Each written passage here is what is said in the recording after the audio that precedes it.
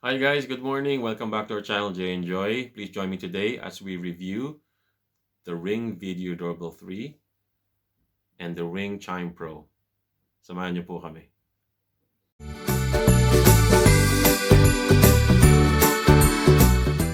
Actually, nakuha lang namin siya ng sale nung Christmas. Package deal siya.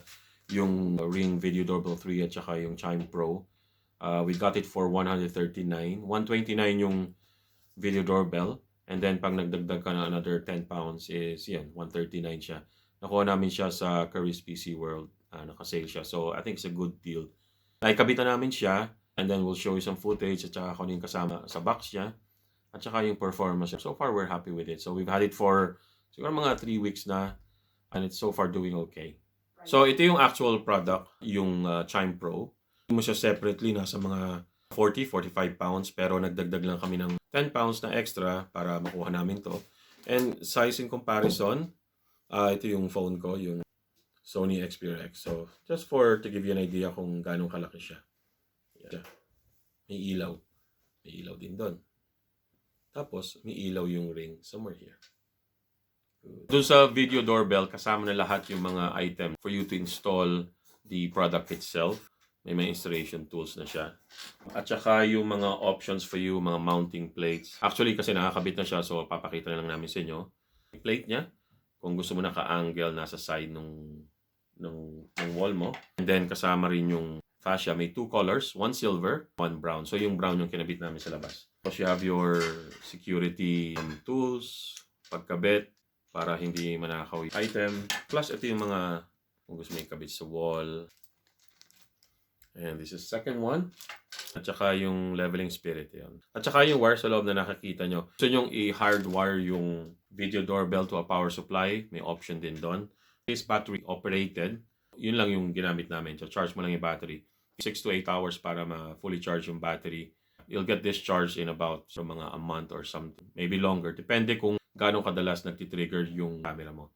Ito yung isang kasama. Ito micro USB charging cable. But you can use any other charging cable para fully charge yung battery. At saka yung security screws that goes underneath para hindi siya basta manakaw. Kailanganin mo nung special tool para maikabit mo at ma-secure mo yung doorbell. Yan. Ipakita ko sa inyo yung item. Samahan nyo kami sa labas. Eto, nasa labas na tayo. Pakita ko sa inyo yung video doorbell natin. Yun. Yun din yung namin, yung ADT. Monitor dyan sa police den. Ganda rin kasi yung may karagdagan na security, yung video surveillance. We just chose na dagdag pa tayo ng security sa bahay for peace of mind, di ba? So ito yung Ring Video Doorbell natin. Yan. So just for comparison, so ito yung Sony Xperia ko. Ganyan siya kalaki. And then I'm sure nagre-record na yan. You can do a lot of things, setting, gaano katagal nagre-record, yung customize mo yung zone, kung kailan siya magti-trigger. Press natin.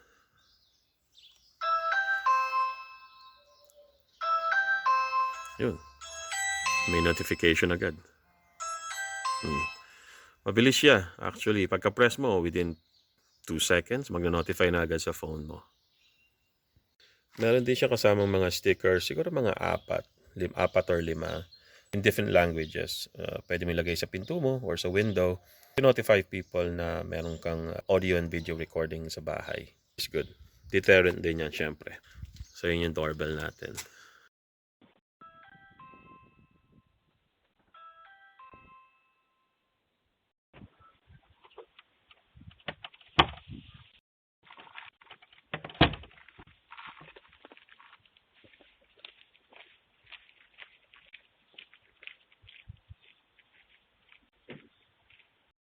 Break what? May uncle. Pakita ko sa inyo ngayon yung features ng doorbell. Ito, dito naka-plug yung ating Chime Pro. Both yung video doorbell at saka itong Chime Pro through the Wi-Fi network. Nakakonect yan. So, buksan nyo yung app. Tapos, piliin nyo yung Chime Pro natin. Tapos, magte-testing tayo ng mga chime notifications. Pwede nyo namang iset na i-alert kayo pag may nag-doorbell lang or pwede nyo idagdag yung motion. Pag may na-detect na motion sa labas, mag-a-alarm din yung bell. Kaso medyo over na yon. So at least pag may nag-doorbell lang. Pagdating naman sa tone, testing tayo ng mga sounds. So ito yung pinaka-basic na pinili ko. Pwede nyo i-adjust yung volume, by the way. Parang ang volume natin ngayon nasa mga 75%. May mga default. Ito yung mga default sounds niya.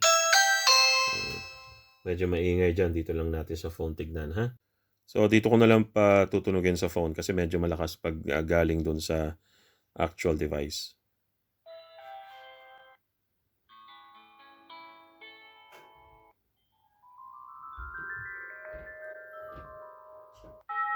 Yan yung nakasetup sa akin ngayon.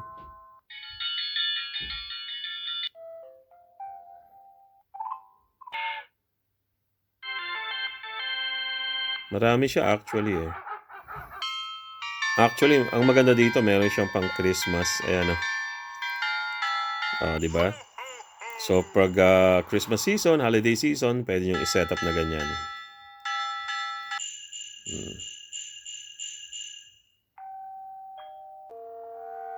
Ang hindi ko lang alam is kung pwede kayong mag-download ng sarili nyong tone like music or something. Okay naman siya. It's enough for what you need. So, pag pumunta ka dun sa app at pinili mo yung Chime Pro, so pwede mong i-adjust yung audio, general settings, yung saan siya nakakonect, which Wi-Fi, stuff like that. At saka yung device health din, pwede mong gawin doon. Pwede mong i-on yung ilaw. Ano yun? Yan. Para kung gusto mo ilagay sa corridor, somewhere sa taas, yan, may ilaw siya, which is handy. Off natin. Unbox naman tayo ng Ring Indoor Cam. So, ito na yung ating Ring Indoor Camera. Tingnan natin. Straight out of the box. Huwag muna yan. So, meron siyang power supply and mounting hardware. Let's have a look. Okay. So, meron kayong mga mounting screws. Yeah. And then, syempre, depende kung saan kayo nakatira, yung style ng outlet nyo. So, sa UK, yung 3-pin, which is here. Tapos, yung actual cable. Ito yung connect lang natin. Straightforward lang naman to. Yeah. Ngayon, with regards sa length nito, sukatin natin mismo. Pakita ko sa inyo. I-unravel natin yung cord dito. And for the camera itself, ito na. Ooh, there you go. Ta-da! For that, let's see what's in the box. There's no more. Stickers, as usual. 1, 2, 3, 4, 5. Yeah, actually 6. In different languages siya. And then your manuals, warranty, theft protection, safety instructions. Just to add, dun pala sa video doorbell, nung nabasa ko yung sa warranty niya, pag nanakaw yung product, I think they will replace it. Pero parang pagkakaintindi ko, they replace it only once. There's some sort of warranty involved. Now, to go back, so ito yung ating indoor cam. Tada! So, maliit lang siya, oh. Sukatin natin siya, kunin natin yung ating tape measure para makita nyo. Yeah. Tanggalin natin to. Yung base, yeah. Okay. Kunin ko yung tape measure, ha? Yeah. So, sinukat na natin yung power cable muna. Ito. According to tape measure, nasa mga 198 cm ang haba niya, give or take. So, may mahaba din siya, pero I think it can do with a longer cable. I know some people lalagay nila sa ibabaw ng cabinet or table or something. So, depende kung nasa kasi yung power supply. Pero, I guess you can always argue na you can put an extension cord para mas malapit. Pero, a longer cable would probably, work better para wala ka ng extra cable or something. So, 198 cm. Now, to the camera naman, sukatin natin. Hindi kasama yung base. 7.5 cm. Top to bottom. Again, hindi kasama tong base, And then diameter niya is 4.5 cm. Yeah, across. With the base itself, 9. Kasama yung base, 9 cm. I think tong base na to, maganda siya kasi swivel dun sa may likod. You can disconnect it from here. Nakascrew lang siya. And then, kukonect mo sa likod dito. Ito, may rubber coating lang. Tanggalin mo yon, and then may kakabit yung base. Plus, the power supply, the USB one goes in there. Yan. Meron siyang specific na shape para mag-hold yan inside. Go. Micro USB, as always. Connect natin sa ating Ring account and tingnan natin yung quality ng videos niya. So, sana maganda rin. Kasi so far, yung video quality nung sa labas is maganda rin. So, they're both 1080p as far as I know. Also nga pala, kita mo, may speaker siya doon sa harap. Pwede rin kasi ng live view, two-way communication.